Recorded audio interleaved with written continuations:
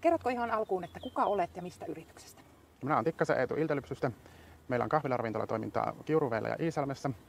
Siellä toimii Iltalypsyn nimellä ja sitten myös Iisalmen kulttuurikeskuksella ravintola Tilly. Sitten meillä on elintarvikkeiden valmistusta, jota tehdään pääsääntöisesti leipomotuotteita, mutta jotakin myös kausielintarvikkeita, ja ne valmistetaan pitomakuutuotemerkin alla. Ja sitten villiyrteistä valmistettavat alkoholittomat kuohujuomat ja marmelaadit ja siirapit niin on sitten villimakuutuotemerkillä. Joo. No miten sitten jokaisen oikeudet vaikuttaa yritystoimintaan, eli miten ne näkyy teidän yritystoiminnassa? No siellä ravintolapuolellahan se tietenkin vaikuttaa siihen, että kun käytetään paikallisia marjoja, niin sitten tavallaan siellä heidän poimintapäässä nyt niihin, että ne on asianmukaisesti hoidettu, ja toki sitten niihin villiyrtteihin meille vaikuttaa sitten se, että ne puuvartiset kasvit ja muut sitten tulee huolehtia, että on se maanomistajan lupa. Mitä tuotteita teidän yrityksenne kerää jokaisen oikeudella tai kerätätte? No me kerotetaan siis horsman kukkaa, mesiangervon kukkaa, mesiangervon lehtiä ja kuusenkerkkää ja voikukanuppuja. Aika paljon. No sitten kun käytätte jokaisen oikeutta kerätä luonnontuotteita, miten varmistat, ettei siitä aiheudu vähäistä suurempaa haittaa maanomistajalle? No me käytetään niin kuin poimijakortin suorittaneita kerääjiä. Ja niitä on tällä hetkellä vaan niin kuin muutama, että ne on niin kuin hyvin pitkäaikaisia kumppaneita ja luotettavia kerääjiä. Ja toki sitten, jos joskus jotakin paikkauskeräyksiä tehdään itse, niin sitten ne omilta mailta, niin sitten siellä tavallaan ei tarvitse niitä lupia kysyä. Niin kyllä, kun itse omistatte. No sitten vähän samaa, että millä varmistatte, että jokaisen oikeuksia ei rikota toiminnassanne? No siihen poimijakorttiin me on sitten niin kuin luotettu, että sellaisilta kerääjiltä on vaan ostettu niitä. Joo, niin. Kellä on. Toki se voikukanuppu on sinällään meillä mielenkiintoinen yhteistyö siitä, että Lapinlahdella on luomumansikkatila, joka kerää ne heidän rikkaruohot sieltä meille talteen ennen kuin se voikukka kukkii ennen mansikkasatoa, ja heille se on siellä mansikkamaalla haasteellinen, niin sitten ne kerää sen. Ja sitten kun on mansikan poimijoita, niin ne on tosi tehokkaasti kerää niitä voikukannuppuja. Aivan. Loistava yhteistyö. Niin sitten sitä kautta saadaan helposti sitä raaka-ainetta. Fiksua. Miten teidän yritys kertoo työntekijöille tai poimijoille jokaisen oikeuksista? No ehkä siihen ei sinällään ole, kun me on tavallaan ostettu sitten niin kuin marjatkin niin kuin semmoisilta isommilta paikallisilta toimijoilta. Että toki sitäkin voisi niin kuin miettiä, että jos haluaa sitä vastuullisuutta vielä pitemmälle viedä, että selvittäisi, että mikä heillä on sitten se vastuullisuusaspekti sen poiminnan kanssa.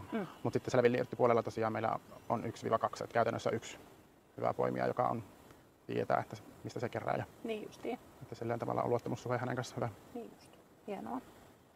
No miten edistät kestävää keräyskäytäntöä liiketoiminnassasi?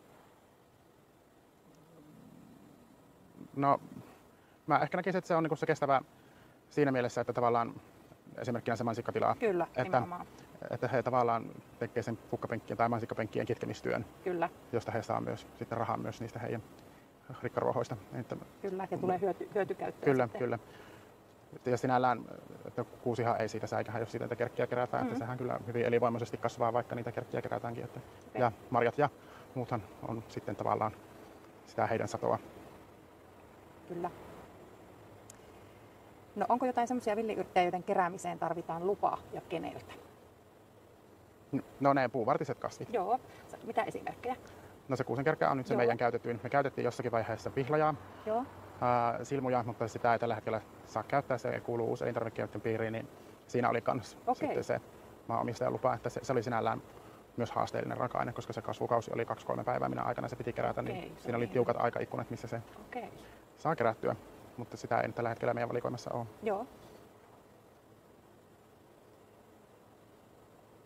No sitten, miten sinun mielestä jokaisen oikeuksia hyödynnetään ravintola-alalla tällä hetkellä? No kyllä mä näen, että varmasti metsämarjat ja sienet on ne suurin käyttöryhmä. Että niitä varmasti on hyvinkin monessa ravintolassa ja jopa suurkeittiöissäkin tarjolla. Toki en tiedä mitä haasteita tuo sitten nämä rajoitukset ja muut mitä nyt on ollutkaan, että miten saadaan niitä poimijoita, että niitä sinne mehtään jää. Kyllä valtavan paljon meillä hyödyn potentiaalia. Kyllä, meinasinkin kysyä, että näkisitkö, että voisi hyödyntää vielä enemmänkin. Niin, että, kyllä. Jos vaan saisi tekijöitä. Niin. Kyllä. No, jos ravintola haluaisi ottaa ruokalistalleen semmoisia raaka-aineita, joita kerätään jokaisen oikeuksilla, niin mistä neuvosit aloittamaan? No, ensimmäisenä ajatuksena minulle tuli mieleen, että nämä ProAgriat ja maakotitalousnaiset, että mä uskoisin, että heillä on semmoiset verkostot tiedossa, tai ainakin heillä ehkä löytyy sitten tieto, mistä sitä voisi ehtiä, että sieltä mä lähtisin sitä ehtimään. Toki varmasti myös oppilaitoksissa, joissa koulutetaan näitä poimijakortteja, niin varmasti sielläkin myös sitten löytyy tietoa niistä keräjistä, ketkä on suorittanut poimijakortteja. Joo, hyviä vinkkejä. Kerro esimerkkejä jokaisen oikeudella kerättävistä luonnontuotteista, joiden keräämisestä olisi helppo lähteä liikkeelle. Ihan konkreettinen, jos haluaisi itse lähteä tuonne keräämään. No, mä näen, että varmasti helpointa olisi ne metsämarjat. Että sienissä kumminkin voi olla se, että ne tunnistettavuus ja sitten siitä, että marjat kumminkin lähestulkoon kaikki syötäviä, mitä siellä on. Kyllä. Että sinällään ei niin suurta virhettä saa tehtyä, mutta että sienissä sitten taas on niitä myrkyllisiäkin olemassa. Kyllä. Miten itse edistäisi tietoisuutta jokaisen oikeuksista? No mä mietin tätä, että muistelen, että mun mielestä meillä kyllä oli ehkä jossakin ala-asteen ympäristöopissa jo kerrottiin niistä, että mitä kuuluu niihin jokaisen oikeuksiin. Eli koulutuksen kautta. Niin, niin kyllä mä näkisin, että se olisi ihan peruskoulussa opetettavia asioita. Että kumminkin, että mun mielestä se tieto häviäisi siitä, että ei erkaannuta siitä luonnosta. Kyllä. Sitten onko sinulla jotain toiveita tai parannusehdotuksia jokaisen oikeuksiin, jotta ne tukisivat paremmin luonnontuotteiden käyttöä? No se uusi elintarvikeprosessi mun mielestä pitäisi olla ehkä helpompi. Ehkä se on niin kauhean byrokraattinen ja myös kallis, että niillehän raaka-aineille voidaan hakea sitä statusta, mutta että se prosessi on niin kallis, että ei siihen pienyrittäjät pysty sitä hakemaan. Ja sitten kun sille tuotteelle saadaan se lupa, niin se on koko EUn käytettävissä, niin sitten, että jos yksi yritys maksaa sen, niin se on sitten kaikkien käytössä. Että tästä mä niin näkisin, että sitä mun mielestä pitäisi EU-rahoitteisesti jonkun isomman toimijan tehdä sitten niille toimijoille, ketkä niitä tarvii, niin sitten hakea niitä uusia, koska ne on sen jälkeen sitten kaikkien käytössä. Okei, mielenkiintoista. Hyvä, mutta kiitos. Eetu. Tästä saatiin paljon aineistoa.